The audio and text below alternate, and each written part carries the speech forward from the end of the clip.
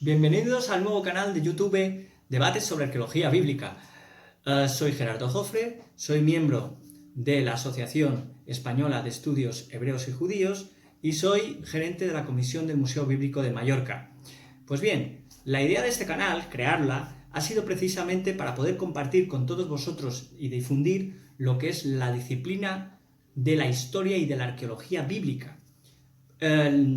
Está claro que esta disciplina es una disciplina que tiene que quedar muy claro que está dedicada a la ciencia, por tanto, no está adscrita a ningún tipo de creencia o no creencia. Aquí no vamos a hablar de creencias y de no creencias, sino que vamos a hablar de lo que es la ciencia. Para ello tenemos libros que son sobre los que se va a tocar la materia. ¿Qué libros son? Pues por ejemplo, Paolo Sacchi de Historia del Judaísmo de la época del Segundo Templo, Arqueología del Antiguo Israel de Amon Ben-Tor, también Grandes Batallas de la Biblia de Chaim Herzog o Más allá de la Biblia de Historia del Antiguo Israel de Mario Liberani. Y cómo no, Israel Finkelstein, la Biblia desenterrada, también con Neil Asher Silverman, y la Arqueología en la Biblia de John Laughlin, o otros libros más técnicos que también hay que tener en cuenta, como Arqueología, Materias, Objetos y Producciones, de la editorial Ariel Prehistoria de Tiziano Manoni y Enrico Gianecheda. Antropología física para arqueólogos es otro de los libros sobre la materia, sobre lo que tenemos que tocar en este canal. Entonces, con todo ello, que por cierto, me gustaría mucho que si os gustan mis vídeos, pues además de darle like, pues os suscribáis al canal, si os interesa, y vamos a comenzar con el primer vídeo, Y el primer vídeo va a tratar sobre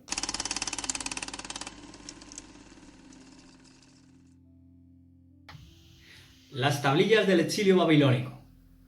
Los arqueólogos conocen bastante bien sobre lo que sucedió en Judea a partir de la conquista de Alejandro Magno. Sin embargo, cuando retrocedemos en el tiempo, las lagunas en arqueología bíblica comienzan a florecer. Uno de los periodos para conocer el desarrollo de los textos bíblicos es el periodo de la conquista de Jerusalén. Y esto se produjo a manos del rey Nabucodonosor II alrededor del año 587 a.C. Otro periodo, por lo tanto, es ese vacío que puede haber entre este tiempo que hemos dicho hasta el periodo de Alejandro Magno. Pero a veces, por suerte, aparecen pistas que son como un rayo de luz que nos ilumina acerca de la vida cotidiana de aquellas personas. El rey Nabucodonosor II aplastó la rebelión del reino de Judá y capturó al rey Joaquín y lo deportó a Babilonia. Y es que después del asedio del 597 a.C., Nabucodonosor confirmó a Sedecías como el rey tributario de Judá. La verdad es que al poco tiempo Sedecías se rebeló y selló una alianza con el faraón egipcio. Pues bien, Nabucodonosor respondió asediando Jerusalén en el año 589 a.C. y realizó el sitio a Jerusalén pues nada menos que entre 18 y 30 meses. Bien, entre el año 587 a.C. y el 586 a.C., el ejército de Nabucodonosor abrió una brecha en las murallas de Jerusalén, entró, produjo un incendio en la ciudad, arrasó además con el templo de Jerusalén. En este caso era el templo de Salomón. El rey Sedecías consiguió escapar, salió, pero cuando estaba sobre las llanuras de Jericó fue apresado y detenido por los babilonios. Allí pudo ver cómo ejecutaban a sus hijos y además era llevado y deportado y además le dejaron ciego a Babilonia. Y ahí quedó prisionero en Babilonia hasta su muerte. Después de la caída de Jerusalén, el general babilónico Nebuzaradán hizo arrasar la ciudad, saquearla y destruir el templo de Salomón, como antes he dicho. La mayor parte de la élite de Judea, de lo que era Jerusalén, fue deportado ya definitivamente a Babilonia. Bueno, pues ahora vamos a hacer un viaje en el tiempo, vamos a la modernidad. Nos vamos a Irak, años 1990. Tras la Guerra del Golfo, hubo excavaciones clandestinas que se fueron haciendo por los propios iraquíes. Allí se encontraron diversas tablillas cuneiformes que fueron vendidas en el mercado negro.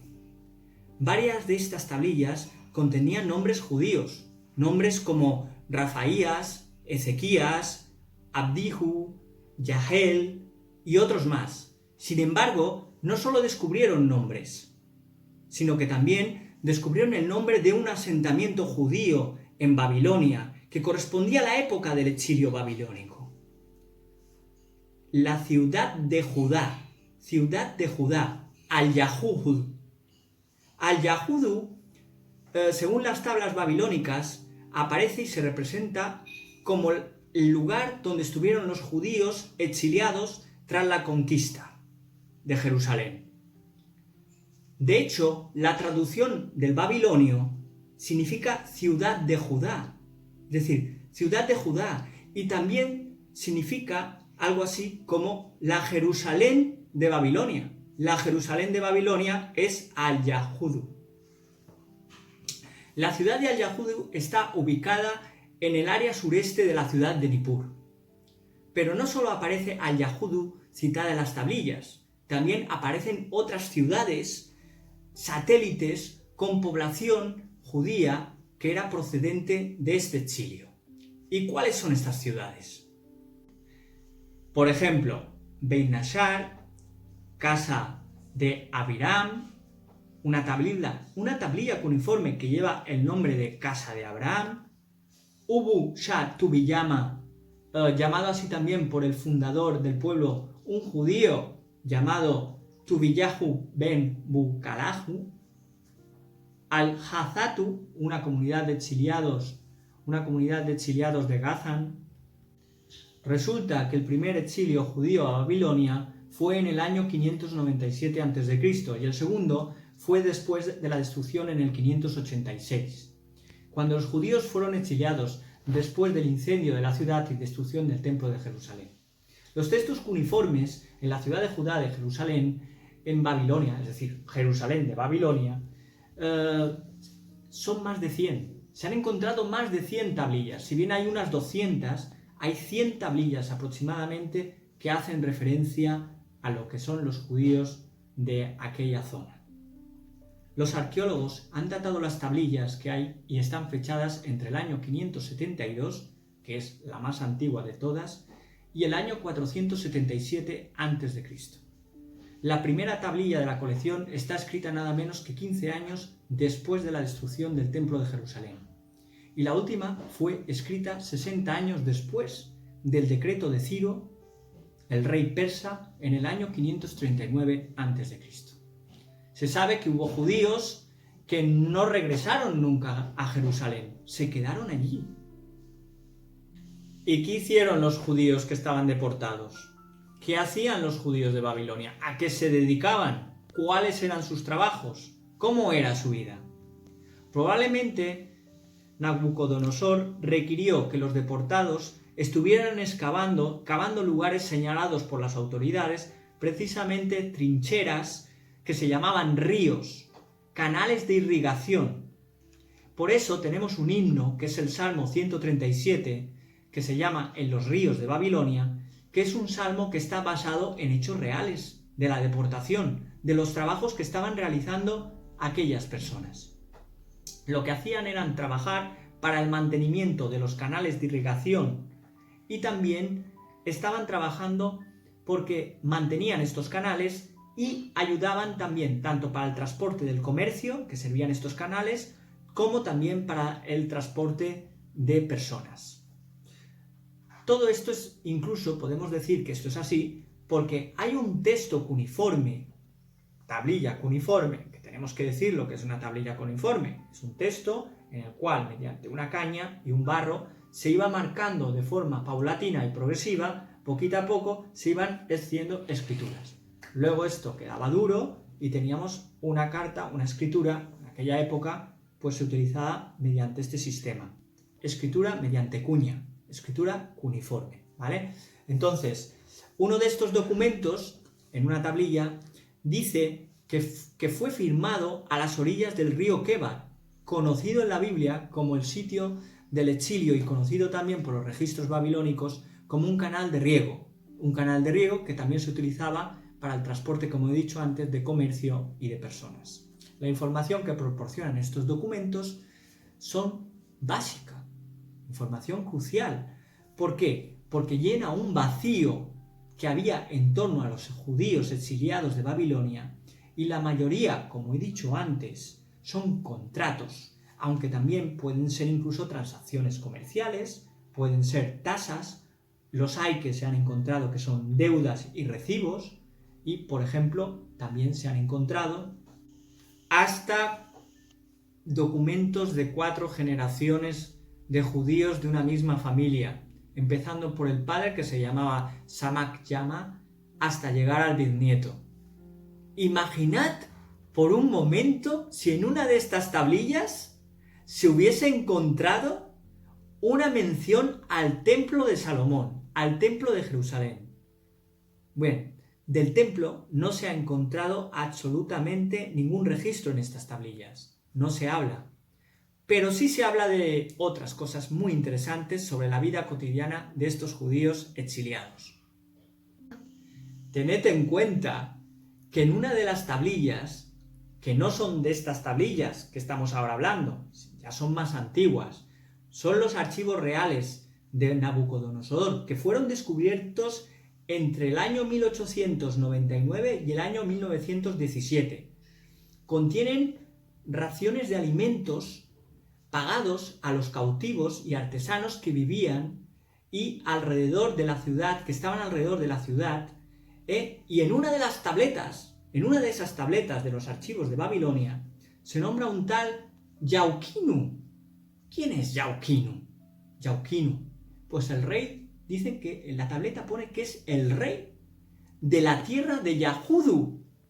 Es decir, el mismo rey Joaquín, el rey Joaquín de Judá, el cual aparece mencionado junto con sus 5 hijos príncipes, además aparecen como príncipes de Judá, detallados, y se menciona a sí mismo este rey detallando las provisiones que se le está dando al rey.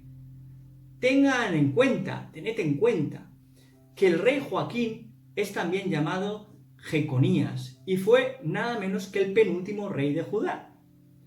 Entonces, en otra de estas tablillas también aparece el padre de Azarías, Yahuk. Esta persona es nombrada una única vez en la Biblia y concretamente en el libro de Jeremías. Ahora, después de este paréntesis, volvemos otra vez a esas tablillas del exilio babilónico que fueron encontradas en Irak alrededor de los años 90 y vemos que en el año 2014 se hizo una exposición de estas tablillas cuneiformes en el Museo de las Tierras de la Biblia en Jerusalén. Los textos han revelado que tenían libertad para hacer vida. No eran esclavos. Los trabajos para el gobierno de Nabucodonosor se tenían que realizar durante varios meses, pero no durante todo el año. Además, también pagaban impuestos, pero no durante todo el año. Tenían ciertos periodos en los cuales tenían que hacer un pago de un tributo y también tenían que trabajar para el Estado, para el gobierno de Nabucodonosor. Pues bien, podemos saber que se sabía que se necesitaba, y así lo sabía Nabucodonosor, que eran necesarios estas poblaciones de exiliados, como los judíos, para poder reactivar la economía del reino. Y todo parece indicar que había cierta restricción en libertad de movimientos. No eran esclavos, pero tampoco tenían una libertad absoluta. Es decir, había ciertas restricciones de movimientos. Y esto también lo podemos saber por el tipo de estatus de economía que ellos tenían, que no era una economía y un estatus muy alto con relación a la media de los demás pobladores o la demás gente del reino, ¿no? También podemos decir que las tablillas también nos indican que es posible que entre estos exiliados se encontrasen artesanos y cerrajeros que son los mismos que aparecen en Jeremías 29, 1, 23, que están mencionados además en relación con el exilio de Joaquín del año 597 a.C. Pero no todos eran de un poder adquisitivo por debajo. Hubo algunos que, según algunas tablillas cuneiformes, llegaron a conseguir prosperidad económica y tuvieron dinero y sacaron riquezas. Algunos llegaron incluso a ceder plata y ceder préstamos para después cobrar con sus intereses. Eso está escrito. Algunas de las familias llegaron a ser más acaudaladas. ¿Sabéis cómo le llamaban los babilonios a los judíos exiliados? Les llamaban Shushanu, que significa exiliados extranjeros de las guerras y de las conquistas de Babilonia. Sus funciones eran principalmente rehabilitar zonas y a cambio se les dejaban tierras. No se les regalaban tierras, se les prestaban las tierras para su subsistencia. En una tablilla cuneiforme procedente de la colonia de los judíos, del exilio de Babilonia, en Al-Yahudu, se pueden observar la escritura acadia junto con el nombre hebreo Slamía.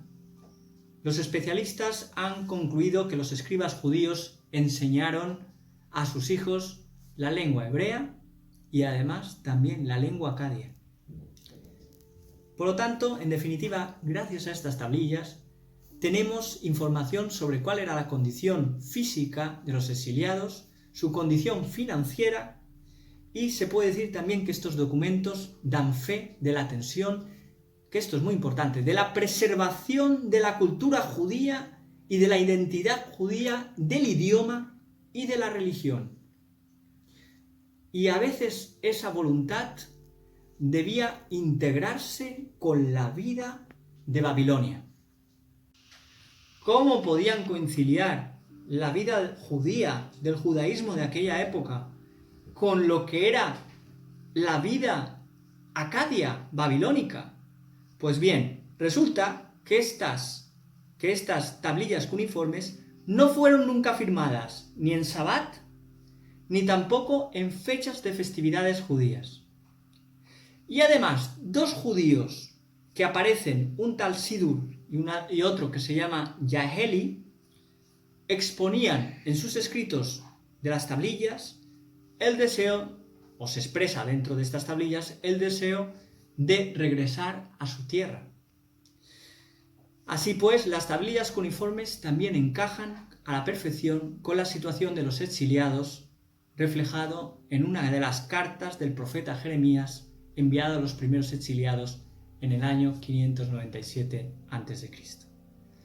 Pues eso es todo. Hemos acabado el primer vídeo y ya nos veremos. Hasta la próxima. Suscribiros si os interesa. Saludos.